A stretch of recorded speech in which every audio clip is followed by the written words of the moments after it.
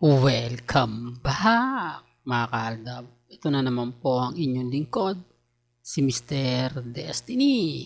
At magbibigay tayo ng pinakamainit na update po ngayon sa social media mga kaaldab. Ito yung pinaka-latest mga kaaldab na anunsyo kay Alden Richards na mapapanood nga po ito ng live sa TikTok mga kaaldab. Sabi ko nga po sa inyo, ito sa 22 to mga kaldab, sa mga magtatanong kung kailan yan, sa October 22 sa Oxecure TikTok account mga kaldab. Kaya yung iba po na magtatanong kay Mr. Destiny patungkol sa mga kalagayan nila Alden Richards at ni Maine Polkerson, dito lang po kayo lagi tututok. Di po ba? Ito lang naman po yung kagandahan nyo sa channel ni Mr. Destiny. Lahat ng mga gusto nyo pong mapanood, mapakinggan, relax lang. Di po ba? Maging kampante lang, kasi sa dami ng mga balitang inilalabas nila sa social media, sa dami ng mga kumbaga binabalita na mga ilang netizen patungkol nga po sa Aldab Nation, talaga naman pong mapapaisip kayo. Di po ba? Ako mga kaaldab, kampante lang po tayo, relax, di po ba, maging updated, ano man po yung mga nababasa nila, napapanood nila, okay lang po yan, kasi wala naman pong ibang pinapakita si Alden na hindi naman po pumapabor sa kanila, di po ba? Gaya po ng sinasabi nila na Mr. Destiny, kumbaga wala namang ganap kay kay Alden.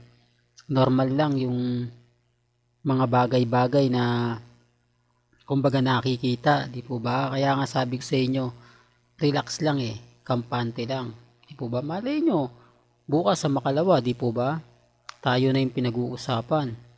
Kasi ang daming mga kwento, maraming mga sinasabi sila na talaga naman pong mapapaisip ka. Talaga naman pong masasabi mo na kumbaga wala naman po talagang ganap. At fake news po yung sinasabi nilang laging magkasama.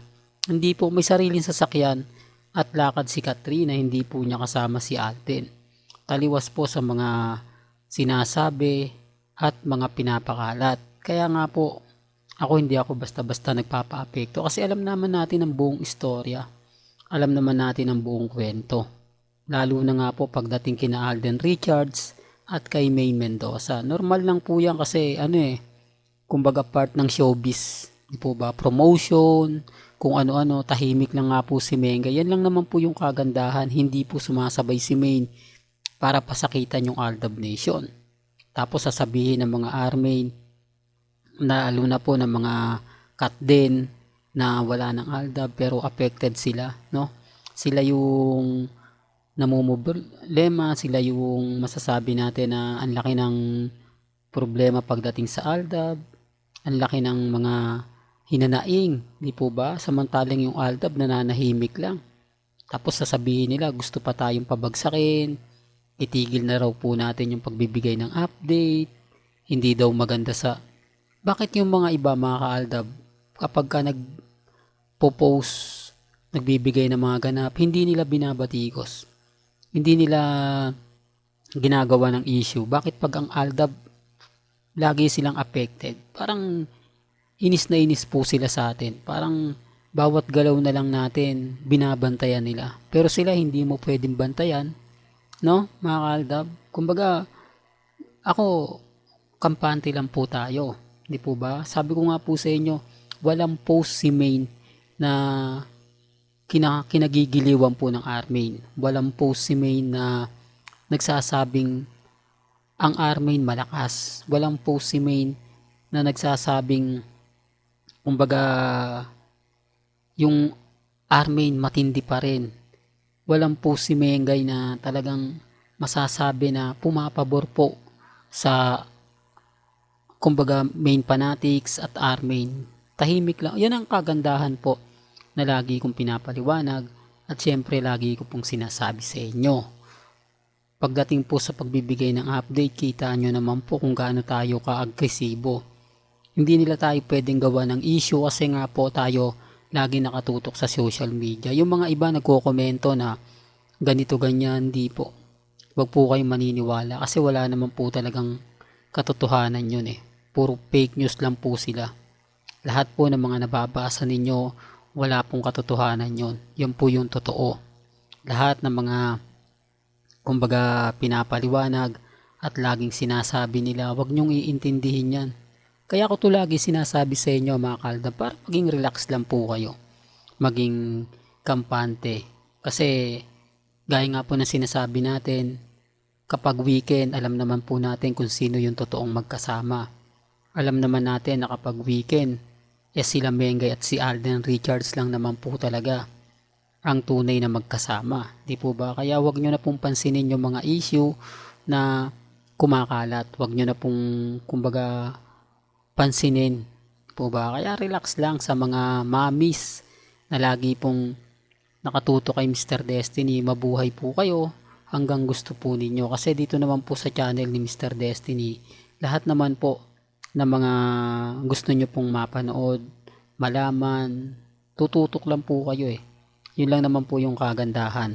Hindi po kayo kumbaga maapektuhan, lalo na nga po pagdating sa pagbibigay ng update. Kasi hindi naman po tayo nagkukulang.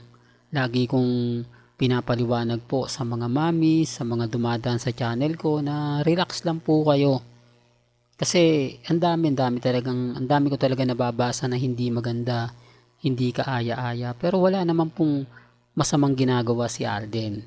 O ba? Kaya sabi ko sa inyo, hindi nyo man po panoorin ang pelikula ni Alden, okay lang po yan. Normal lang po yan. At kikita pa rin po si Alden Richards. Ibig sabihin bayad pa rin po si Alden Richards. Kahit hindi po kumita 101%. Di po ba? Kaya yung iba na magtatanong, pupunta sa channel natin, ako, inaano mo lang, kumbaga pinopromote mo, hindi po, wala pong promotion na nagaganap dito sa Kat din. Kasi, bakit ko naman po ipopromote, di po ba? In-upload ko nga yung 5 breakups in a romance eh. Po ba? Para lang po yung iba hindi na magbayad, sa YouTube na lang nila papanoorin. Po ba? Kaya ang sabi ko sa inyo, relax lang po kayo. Darating yung point na kumbaga ako pa rin po ang magbibigay at tayo pa rin po yung panalo. Real talk to mga kaaldab.